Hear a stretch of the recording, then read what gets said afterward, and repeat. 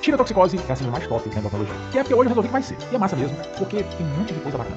Tireotoxicose é uma síndrome que tem uma série de manifestações que ocorrem por excesso de hormônio tiroidiano na periferia. E o hormônio tiroidiano toca o terror. Toca. Porque ele é responsável por ativar o corpo pra valer. É igual casa. Então a gente luz que a gente liga, né? Chave geral de casa. É isso que o hormônio tiroidiano faz. E ele não só liga a chave geral, como liga também a chave de cada cômodo. Quarto, cozinha, banheiro, né? Pois é. No nosso caso, órgãos específicos. O hormônio tiroidiano ativa o funcionamento dos tecidos. A gente consome muita energia, gera muito calor. O paciente com tireotoxicose exala calor para bater no ambiente e chega perto. Vai ficar quente, sabe? Tá exalando calor mesmo. Isso é tão verdade que ele não tolera ambientes quentes, não tolera. Tá produzindo muito calor. Fica todo ligadão, liga até a cuca. O indivíduo fica muitas vezes irritadiço, ansioso, sabe? Andando pro lado do outro, parece que ele morreu, por sinal muitas vezes que ele morreu mesmo. Que é porque o trânsito intestinal também acelerado, tudo ligado, cara. O indivíduo pode ter hiperdefecação, tá vendo? Tudo se encaixa, né? O cara tá agiradão, tá ligadaço no 220. E aí se mexer com energia, pode influenciar o coração, né? Não pode? Tudo se pode. Cara, isso é muito massa. Excesso de hormônio tiroidiano modifica a dinâmica do sistema adrenérgico. Olha que louco. Os hormônios tiroidianos fazem com que a gente tenha modificação da dinâmica, principalmente dos receptores beta. Lembra dos beta? Os beta 1 cardíacos, os beta 2 da periferia? Lembra o que acontece com esses receptores quando estimulados? Os receptores beta 1 lá do coração, quando estimulados, aumentam a frequência cardíaca e aumentam a força contrátil. Os beta 2 da periferia, quando estimulados, promovem vasodilatação. O que acontece na tireotoxicose? O hormônio vai se ligar. Não, não tem nada disso não. Os hormônios tiroidianos aumentam a sensibilidade desses receptores às catecolaminas que a gente já tem no corpo. Cada um tem o seu nível, papai. Agora, se tiver tireotoxicose, a sensibilidade dos receptores às catecolaminas fica elevada. Resultado, mais efeito adrenérgico. Outra coisa que os hormônios fazem é aumentar a densidade desses receptores. Pior ainda mais. Conclusão, o indivíduo pode ter taquicardia? Pode. Palpitações? Pode. Pode aumentar a pressão sistólica? Pode. O estímulo dos beta 2 com vasodilatação pode gerar o quê? Bem, o indivíduo pode ficar com a pele vermelhinha, vasodilatação? Pode, né? Pode ter eritema e tal. Pode. Pode ficar com a pele quente? Pode, isso a gente já sabia até. Mas ó, o mais massa não é isso não. A gente tá aqui na tela, hemodinâmica da coisa, né? A cena da hemodinâmica. Pera lá. O que acontece com o sistema hemodinâmico quando o indivíduo tem vasodilatação? A pressão diastólica cai, papai. Olha que massa. O indivíduo pode ter quebra diastólica, mas aumenta a pressão sistólica. Isso é chamado de pressão divergente. Até pressão assim, 140 por 60. Entendeu? Isso é um marcador importante que muitas vezes a gente encontrará em indivíduos com tireotoxicose. O cara pode ter todas essas alterações, pode ter hipertensão sistólica, né? Tá vendo? Nossa, aumentou o risco cardiovascular, mas o bom aqui, né? Quando a gente pensa em coração, eu quero ver as outras coisas. Como é que faz as outras coisas? O cara com tireotoxicose, ele perde peso, velho. O indivíduo é faminto ao extremo. Quer comida o tempo inteiro. Por quê? Porque tá consumindo muita energia, né? Precisa gerar muita energia. Só que consome mais do que gera. Consome, mas quer comer. Mas tá gastando demais. Resultado, perde peso. Tá tudo muito ativo, cara. Beleza, o coração tá ótimo, perder peso, né? E é até interessante seguir esse raciocínio, porque o indivíduo está precisando de energia.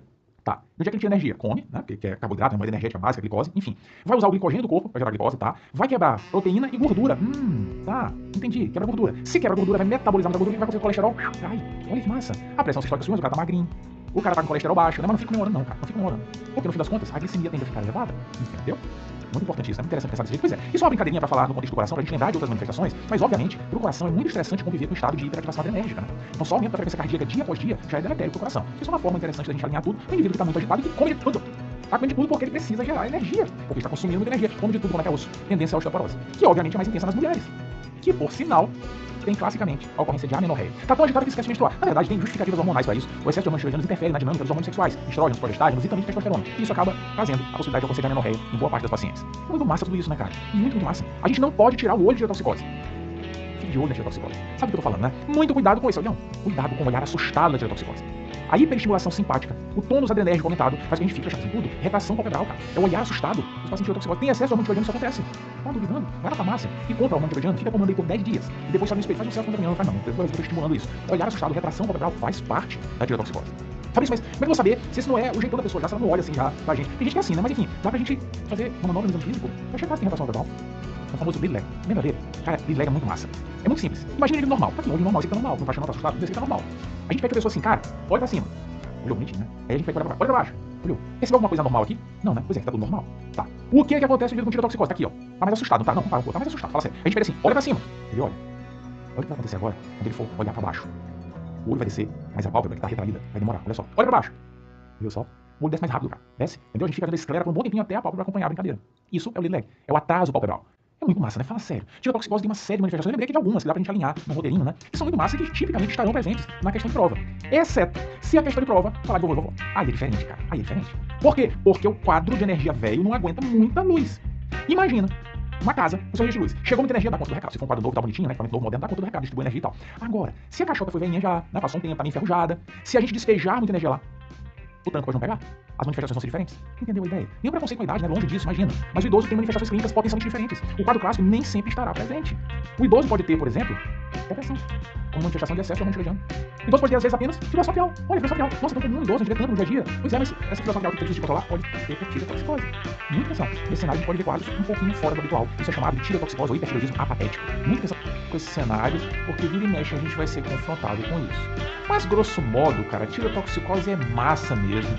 E é muito, muito, muito top. E só de conversar desse jeitinho dá muita vontade de saber, né, quem é o culpado da brincadeira. Afinal de contas, quem foi que colocou esse tanto de hormônio tireoidiano na periferia? E a gente vai precisar definir isso, porque o raciocínio imediato de que a culpa é da tireoide não é bem assim, né? Não é porque ela não trabalha sozinha, dentro do eixo. A tireoide é controlada pelo eixo hipotálamo, hipófise, tireoide. A gente conversa isso até separadamente, né? Só sobre o eixo. Mas enfim, qual é o ponto aqui? Hipotálamo produz TRH que estimula a hipófise a liberar o TSH que estimula a tireoide a produzir e liberar os hormônios tireoidianos. É assim que a mágica acontece. O problema pode estar na tireoide, pode ser tireotoxicose primária, ou o problema pode estar no centro. Sim, pode. Pode sim. E como é que a gente vai saber isso? Avaliando o perfil hormonal. TSH e T4 livre. Ponto final. Ah, e o T3? Não, cara. Na imensa maioria das vezes não precisa avaliar o T3. Deixa ele quietinho lá. Em cenários muito pontuais isso pode ser importante, mas aqui, TSH e T4 livre. Qual a ideia? A gente tem níveis desses hormônios circulantes. E uma faixa de normalidade que rotineiramente é cobrada da gente nas provas. É importante conhecer os valores normais de TSH e os valores normais de T4 livre. Isso é muito importante. O que acontece no dia a dia? No dia a dia, a gente está sempre controlando a produção de hormônio da tireoide. O tempo inteiro, dependendo das nossas demandas. Agora imagine, por exemplo, que a tireoide ficou louca por alguma razão, sei lá por quê, e começou a produzir muito T4 livre. Liberar muito, começou a liberar muito hormônio. O que vai acontecer imediatamente? O centro observa aquilo e reduz a produção de TSH, reduz a liberação de TSH. Entendeu? Esse padrão hormonal, excesso de T4 livre e TSH reduzido, sugerem a presença de doença na tireoide. Acabou assim. O problema não está no centro. Porque no centro a conversa seria outra. Se o problema fosse central, por exemplo, um tumor produtor de TSH, está liberando muito TSH, aumenta o TSH, o que vai acontecer com o T4 livre? Vai aumentar também, mas com o TSH aumentar. Percebeu a diferença? Se o TSH estiver elevado, o problema está lá. É ele, o TSH elevado, que está estimulando a tireoide a liberar hormônio para a periferia. Simples assim. Nesses casos, temos um hipertireoidismo central. Hipófise e hipotálamo é que estão dando ordem equivocada para a tireoide. Entendeu a pegada? Muito massa isso, né? E é mais legal ainda observar que isso tudo aqui é uma dinâmica, cara. O tempo inteiro. Um tá subindo, outro tá baixando, tá subindo, dependendo das demandas nossas do dia a dia. Até quando a doença vai surgir, é meio que assim. Quer ver só? Imagina um indivíduo normal. Normal. Hormônios na faixa de normalidade. Isso aqui não é fixo, né? É sempre uma dinâmica. Um dia eu produzo um pouquinho mais de hormônio, e aí o TSH muda. Outro dia eu produzo um pouquinho menos, o TSH muda. É assim o tempo inteiro, cara. De vez em quando pode ser até que passe um pouquinho da normalidade, sabe? O TSH muda também. Isso acontece. Vai que a gente dose num dia específico isso, né? Pois é, por isso que é muito importante, às vezes, a gente repetir a análise hormonal. Mas enfim, vamos imaginar aqui um cenário de doença. A doença começando a aparecer na tireoide, fazendo com que ela comece a produzir um pouquinho mais de hormônio. Passou da faixa de normalidade. O que vai acontecer com o TSH? Vai cair, para tentar controlar o problema. O detalhe massa aqui é que essa queda do TSH pode fazer com que o T4 livre volte à normalidade, porque grande parte da glândula ainda está ok, responde ao TSH. Entendeu? Mas a doença está lá e ela vai progredir. Vai acontecer uma hora, provavelmente, que ela vai vencer o mecanismo fisiológico e aí a gente vai ter uma elevação absurda do T4. E a tireotoxicose vai se deflagrar para valer. Mas antes disso, a gente pode passar por uma fase em que a doença ainda não está tão manifesta assim. Os níveis de T4 não estão exaustivamente aumentados a ponto da gente dizer que tem tireotoxicose, mas a gente já consegue ver que tem um desarranjo ao que funciona habitualmente. O T4 livre está no limite de normalidade e o TSH está reduzido. Como se só tivesse normal porque o TSH está reduzido. Isso é chamado de hipertireoidismo subclínico. É um cenário em que a gente não tem ainda o grande marcador laboratorial da tireotoxicose, que é o excesso de T4 livre na periferia.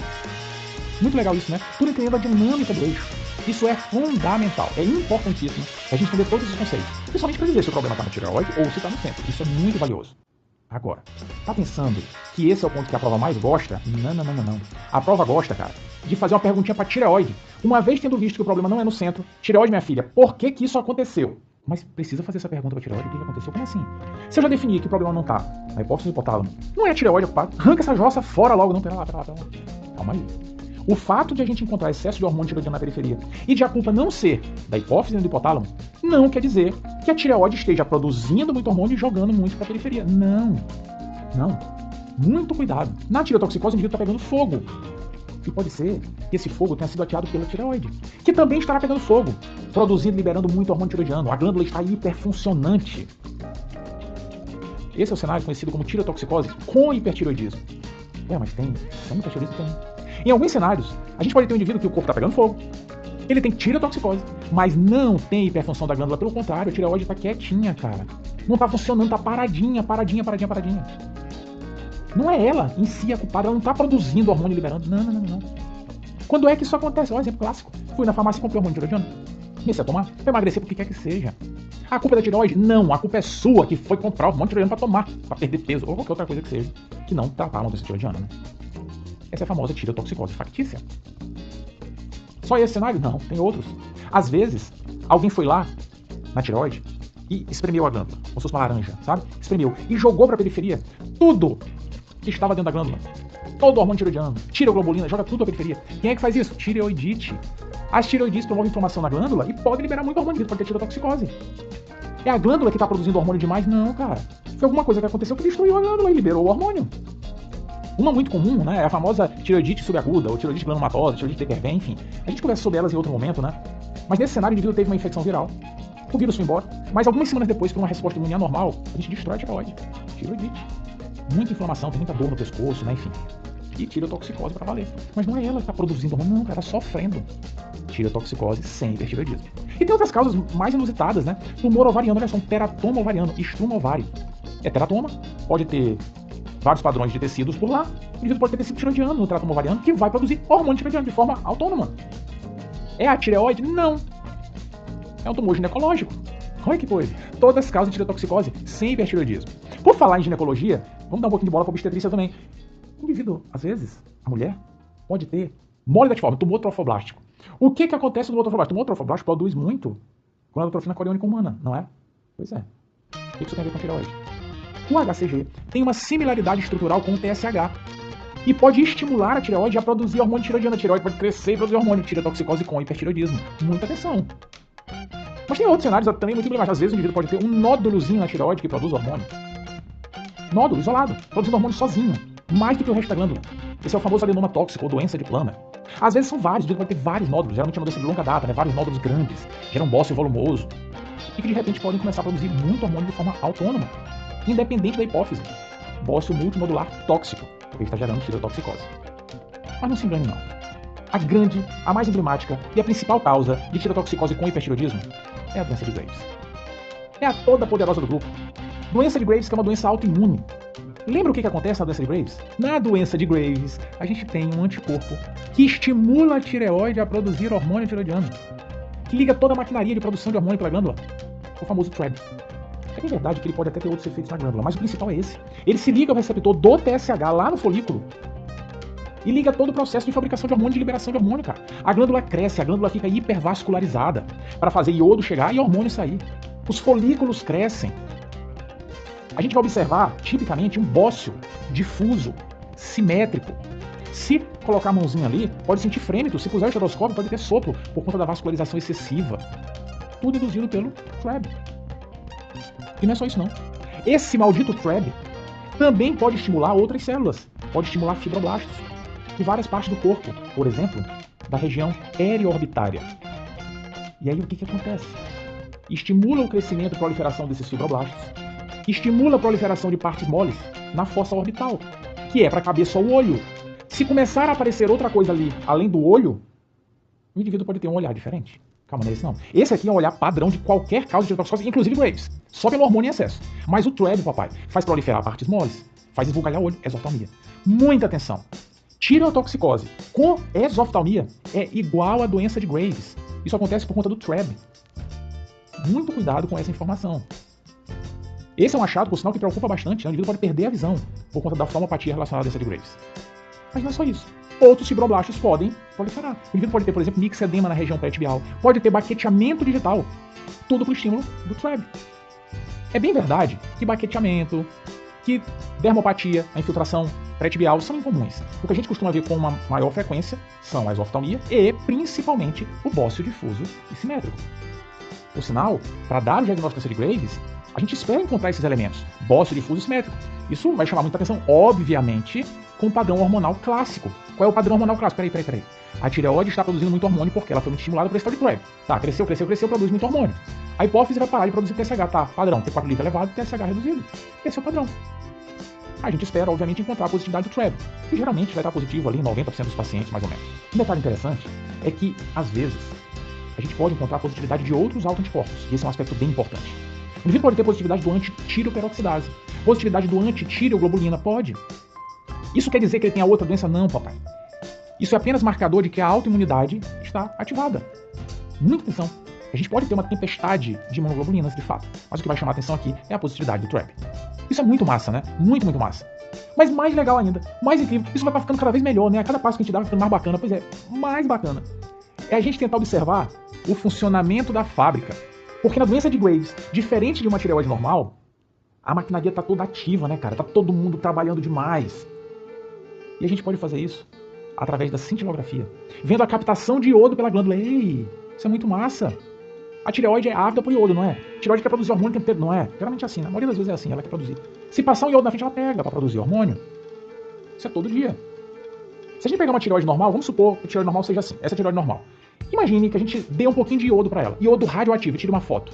O que vai acontecer? Ela vai captar um percentual do iodo que foi injetado no corpo do indivíduo. Geralmente essa captação é em torno de 5, 10, 15, até 20%. Valores vai de faixa de normalidade. O que acontece na doença de Graves? Opa, o bicho tá pegando lá. A captação de iodo vai ser muito, muito, muito, muito maior do que o habitual. Vai, 40%. Isso vai chamar a atenção para o diagnóstico de doença de Graves. Por sinal, pensa comigo aqui. Como que deve ficar a glândula no indivíduo que tenha bócio multinodular? Vai captar iodo no local onde tem um nódulo funcionando demais. E se for um adenomazinho funcionando, vai captar iodo no lugar do adenoma que está funcionando muito, produzindo hormônio. O resto da glândula não, o resto da glândula parou. Olhando, meu Deus, aquele adenoma produzindo tanto hormônio. Viu que massa? Muito legal, né? Agora, se você tá pensando que isso aqui é brincadeira, que a gente não usa na prática, cuidado.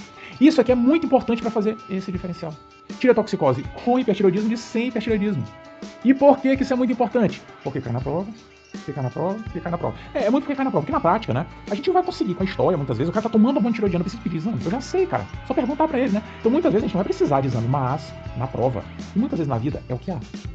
Porque nos casos de tireotoxicose com hipertireoidismo, a glândula captará iodo. Integralmente ou não, mas vai captar.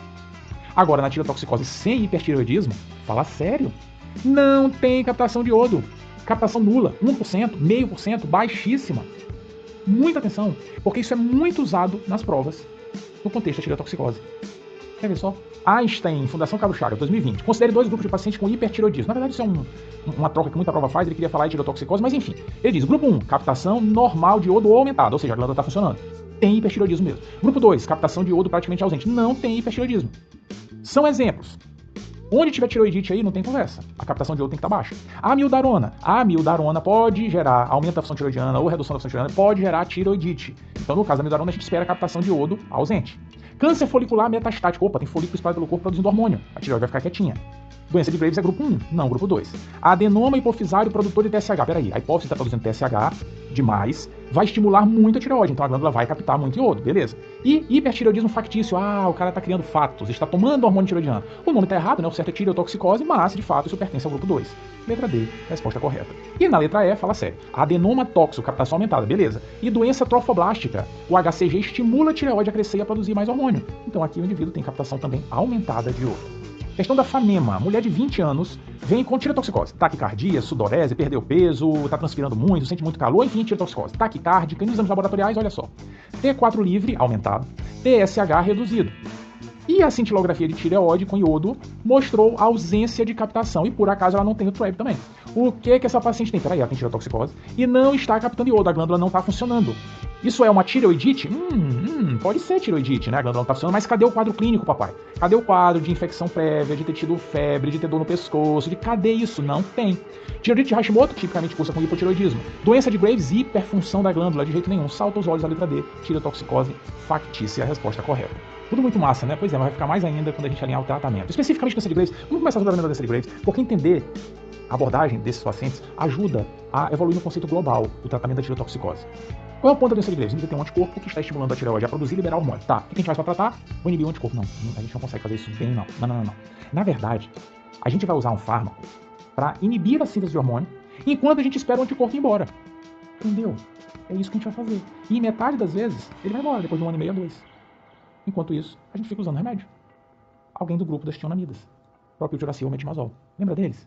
O metimazol é até mais usado na prática por conta de comodidade posológica, mas pode usar o propiltiuracil de boa. De boa. Grosso modo, até tem algumas pequenas diferenças entre eles, né? Comodidade posológica para um. O propiltiuracil promete também, além de inibir a síntese de hormônio, inibir a conversão periférica do T4 do T3. Mas que, grosso modo, enfim, a gente vai ajustar a dose de remédio, né? Tanto faz. Tem algumas pequenas diferenças. Mas o ponto crítico é lembrar que isso aqui não é para tomar remédio para a vida toda. Não, porque eles são potencialmente tóxicos. A gente vai usar por um tempo esperando a glândula se acalmar um pouquinho.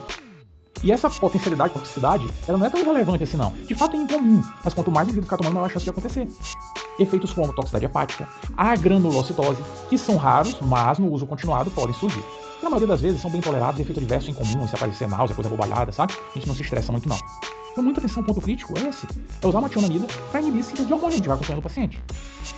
A gente tem também outras opções para ajudar no tratamento.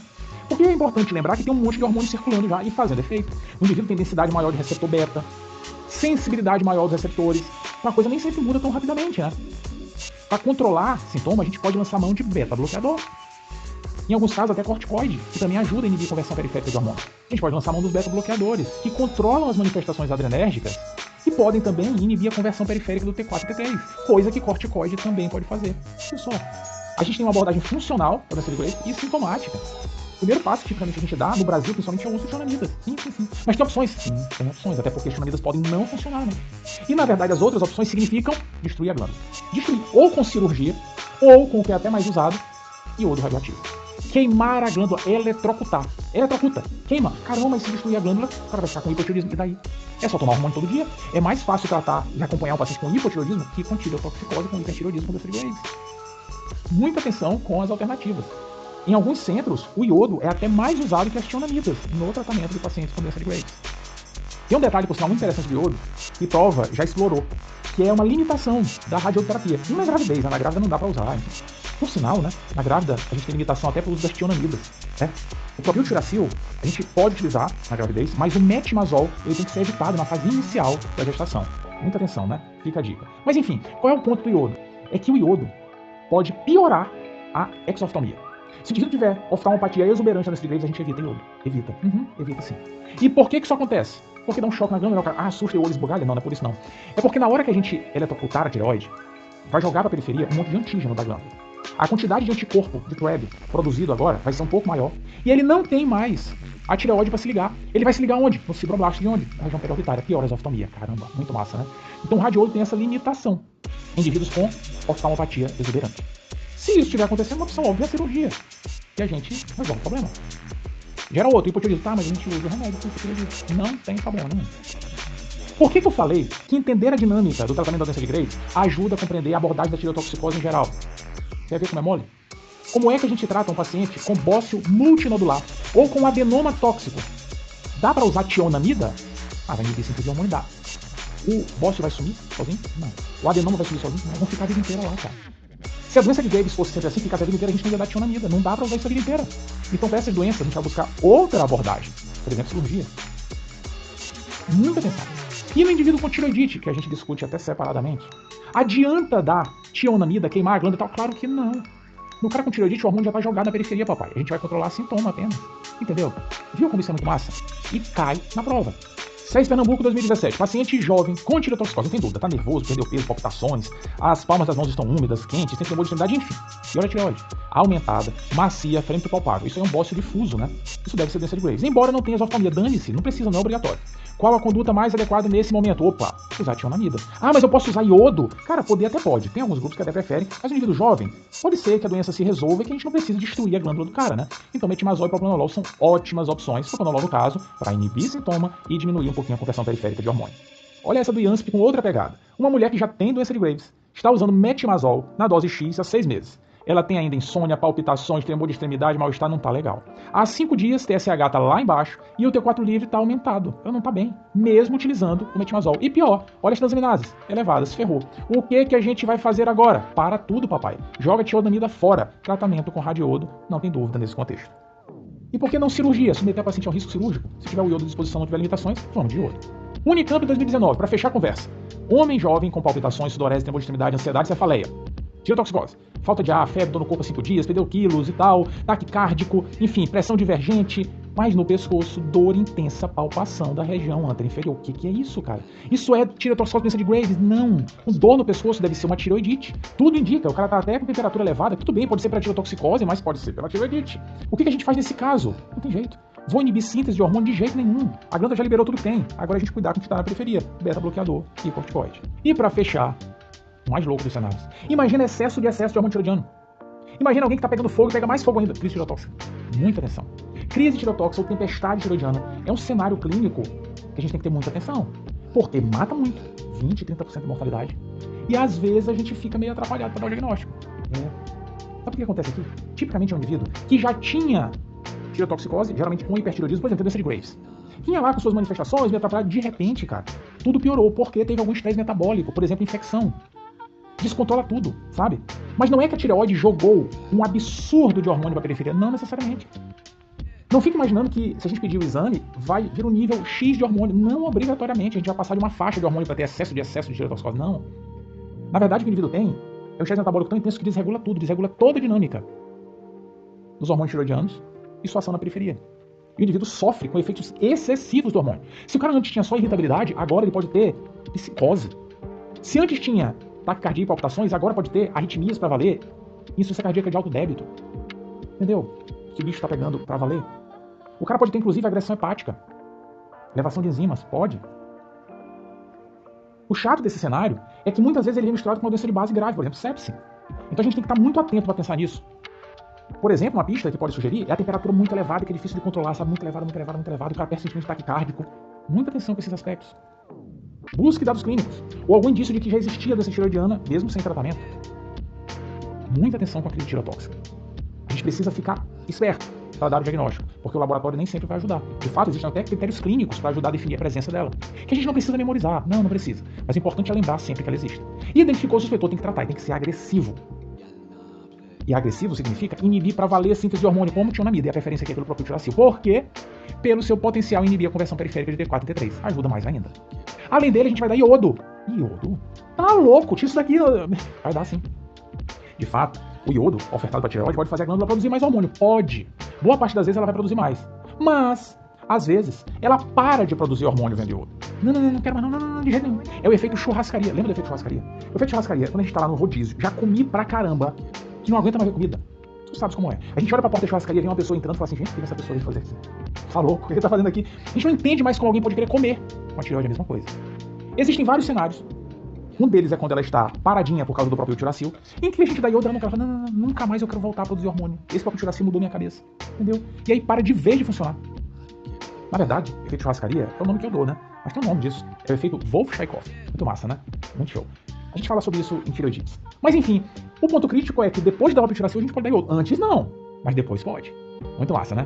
Agora, além disso, vamos também controlar sintomas adrenérgicos, inibir mais a conversão periférica de hormônio, propranolol, corticoide. Tudo isso faz parte do tratamento da base da abordagem de pacientes com crise tireotóxica. Muita atenção com a crise e com todas as belíssimas mensagens da tireotoxicose. São muito massa.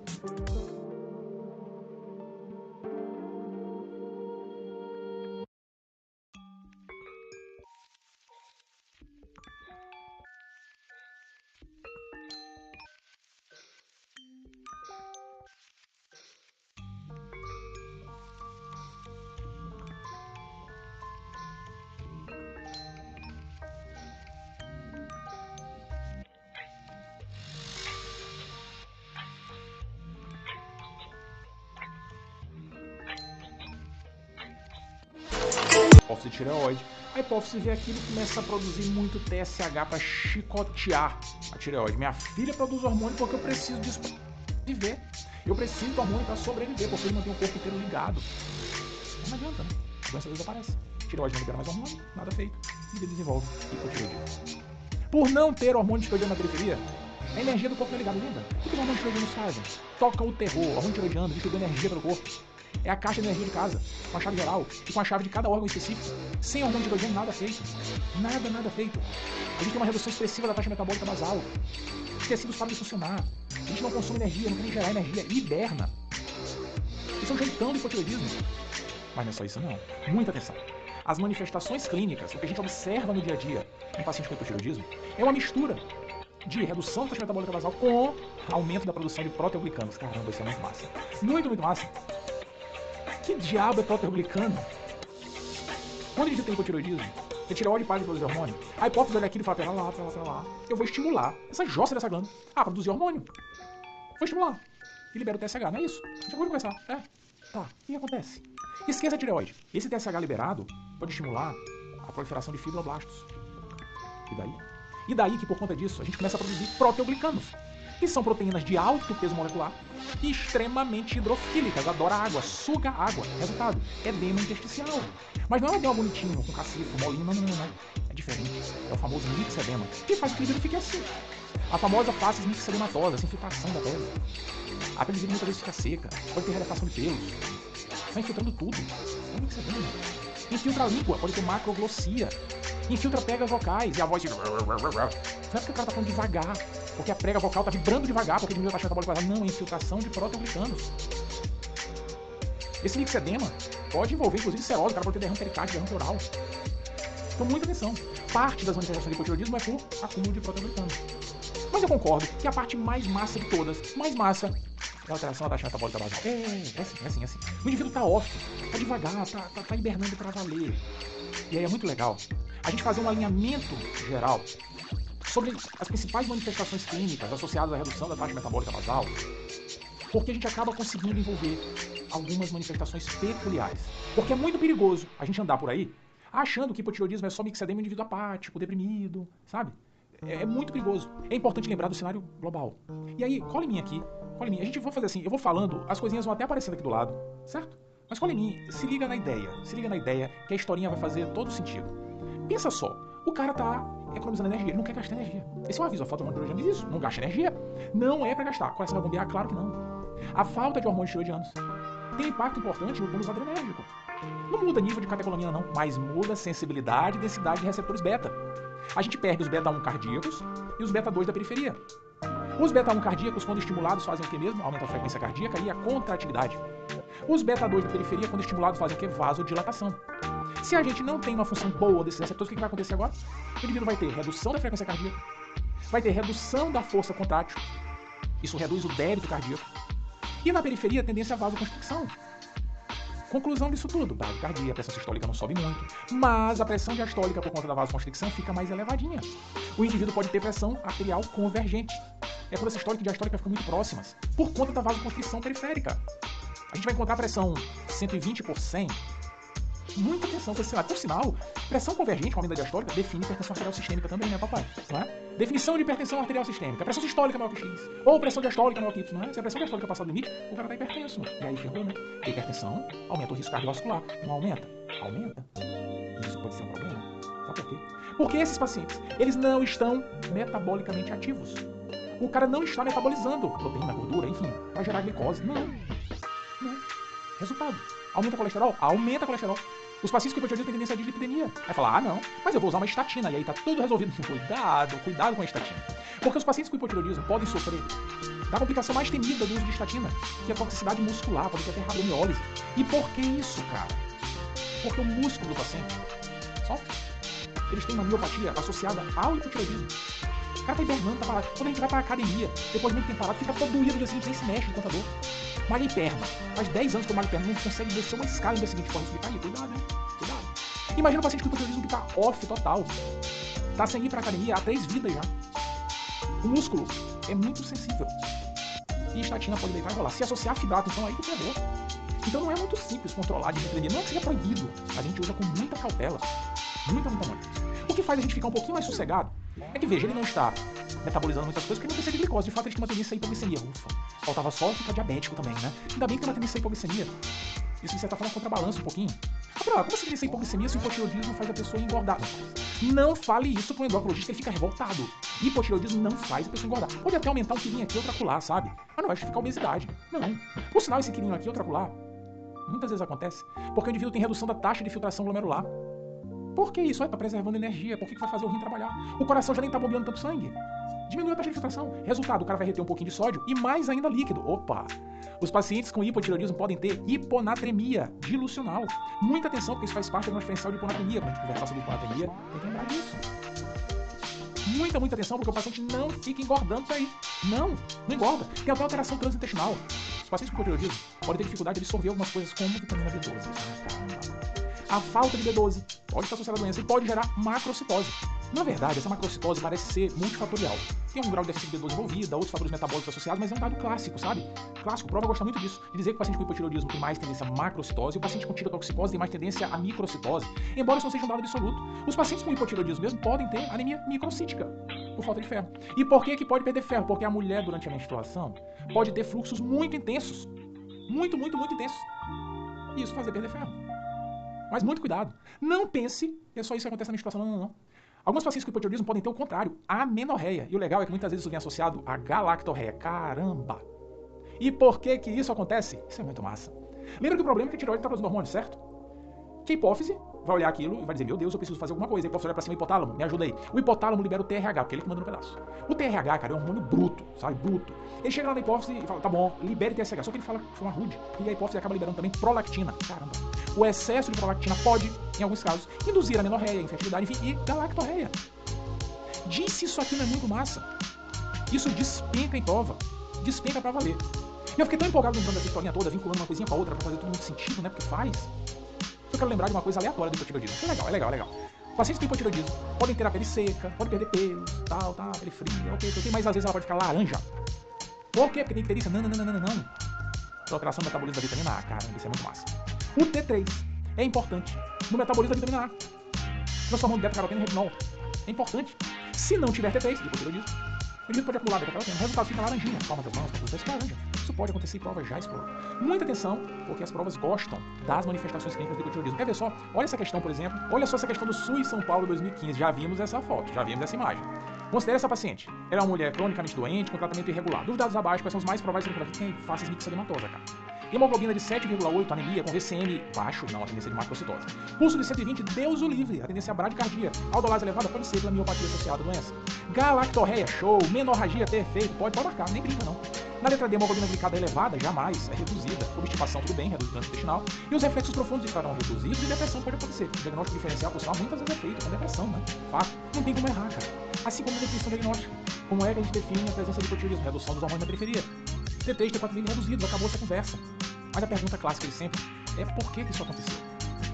Se for uma doença da tireoide, o que a gente espera encontrar é a redução dos hormônios, porque ela não está produzindo, e, obviamente, hipotálamo e hipófise vão tentar controlar o problema, né? A gente vai ter elevação do TSH. Isso denota uma doença primária da tireoide. Agora, em raros casos, a gente pode ter um cenário que o indivíduo tem uma doença central. Alguém foi lá e metralhou hipófise e hipotálamo. Nesse contexto, a gente vai encontrar T3 e T4 livre reduzidos, porque a tireoide não está sendo estimulada. E o TSH estará reduzido. Eventualmente até normal. Mas como assim normal? Se os hormônios na periferia estão reduzidos e o TSH estiver normal, isso não é uma doença da tireoide? Não. Pensa comigo. Se tem pouco hormônio na periferia, a tireoide não está botando hormônio como deveria, a gente espera que a hipófise, a senhora do corpo inteiro, dê uma chicotada. É para aumentar o TSH, não é para ficar produzindo a quantidade de TSH que produz no dia a dia, não. Porque a gente está produzindo menos hormônio. Então sempre que a gente encontrar T3 e T4 reduzidos e o TSH estiver normal ou reduzido, isso é um indício de doença central. Mas não se engane, apesar de toda essa conversa, de longe, mas de muito longe, a principal causa de hipotireoidismo é uma doença da tireoide. Tireoidite de Hashimoto, muita atenção. 95% dos casos de hipotireoidismo são por tireoidite de Hashimoto. Uma tireoidite linfocítica. A tireoide é agredida por infiltração celular, cronicamente. E o indivíduo vai perdendo progressivamente a função da glândula. Ela vai ficando endurecida e deixa de produzir hormônios. Tireoidite de Hashimoto. Existem marcadores laboratoriais que podem até fazer a gente pensar mais nela, mas assim, cara, isso faz muito pouca diferença, não faz diferença nenhuma, na verdade, na prática.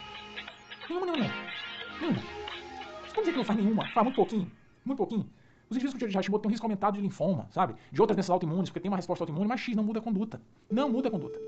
Mas muitas vezes a gente precisa lembrar que o marcador clássico, o autoanticorpo clássico da tireoidite de Hashimoto é o anticorpo antitireoperoxidase. A tireoperoxidase, que ajuda na organificação do iodo. Pois é, a resposta imune pode ser flagrada com antitireoperoxidase. Mas muito cuidado. Não é esse anticorpo que está destruindo a glândula, não. A inflamação é celular, infiltração de linfócitos. Isso aqui é apenas um indício de que a autoimunidade está exacerbada. Até por isso, às vezes a gente pode encontrar outros autoanticorpos, como por exemplo, o antitireoglobulina. Isso pode ser visto em alguns casos. Então, muita atenção com a principal causa de tireotoxicose e tireoidite de Hashimoto. Só um detalhezinho, chega mais. No começo da evolução do Hashimoto, lá no comecinho, pequeno detalhezinho, agredindo a glândula, sabe? Alguns pacientes podem ter algum grau de liberação excessiva de hormônio porque inflamou a tiroidite, entendeu? Isso é chamado rachotoxicose. É um período transitório de tirotoxicose que os pacientes com Hashimoto podem experimentar. Isso é incomum. Na maioria das vezes, a gente vai dar o diagnóstico de hipotiroidismo primário e vai subentender que se trata de Hashimoto. Quer ver questão de prova? Olha aí. Jundiaí 2019. Mulher na pós-menopausa tem fraqueza, sonolência, cansaço, palidez, anemia, pericílica, queda de cabeça, tonturas. Uma aula de hipotiroidismo, não sei o quê? Hipotiroidismo. Mas nem que fosse outra aula. Isso é hipotiroidismo, cara. Não tem dúvida, não. Olha a pressão convergente, frequência cardíaca de 50, hiporreflexia dos membros inferiores. Hipotiroidismo. Em relação ao diagnóstico provável, qual a alternativa? Anemia grave. Isso justifica os achados todos que a paciente tem a bradicardia. Fala sério. Dá um indício de cardiopatia, pelo amor de Deus. Ao menos ortopneres, né, paroxística noturna. Cadê? Hipotiroidismo descompensado, legal, gostei. Por provável tiroide de Hashimoto, sim, porque de longe é a causa mais comum. Diabetes, pelo amor de Deus, injúria renal crônica, Deus o livre. Então pode esquecer, resposta certa, tiroide de Hashimoto, não dá pra vacilar de jeito nenhum, as questões não são difíceis. Assim como não é complicado tratar hipotiroidismo. Como é que a gente trata? É com hormônio, acabou-se. Acabou-se. E a prova não fica perguntando não, dose de levotiroxina, como é que faz, mas não fica perguntando isso não, então por isso a gente não vai discutir isso aqui. Esse não é o ponto, não é o foco da nossa conversa. Existem outras mensagens mais importantes, como lembrar que o tratamento é dar o hormônio, ok, belezinha e tal. Precisa fazer o corpo pegar no tranco de novo, mas cuidado. Cuidado na hora de energizar o ambiente. Cuidado na hora de jogar energia pra valer. É que nem casa o quadro de luz. Quando a gente vai religar, cuidado, porque vai chegar muita energia de uma vez. Se o quadro for novo, não tem problema, mas se for velho, pode dar curto-circuito. Muito cuidado no tratamento dos idosos. Por quê? Porque o excesso de hormônio tiroidiano ofertado no tratamento pode não ser bem recebido. E o indivíduo pode ter arritmias, por exemplo. No idoso, tipicamente, a gente inicia o tratamento em doses mais baixas e vai aumentando progressivamente. Muito cuidado, porque essa é a grande peculiaridade do tratamento que a prova gosta de explorar. Porque, grosso modo, são outras mensagens que a prova costuma abraçar no contexto do hipotiroidismo. Vamos ver mais questão? Questão de 2017. Paciente de 70 anos, veio ambulatório por conta de exames. Não tá sentindo nada. Quem foi que pediu essa jossa? Enfim, TSH de 9 tá elevado. T4 livre, normal. Olha que estão. Você tem T4 livre normal, o hormônio tá normal na periferia, mas o TSH tá elevado. O que é isso? Tem mais exames sem alterações? Tem osteoporose? É ansiosa? Eu também sou, enfim. E a conduta adequada frente aos exames vai pedir o quê? Como assim pedir o quê? O que esse paciente tem? Que esquisito. O hormônio tá normal, o TSH tá elevado? Muita atenção.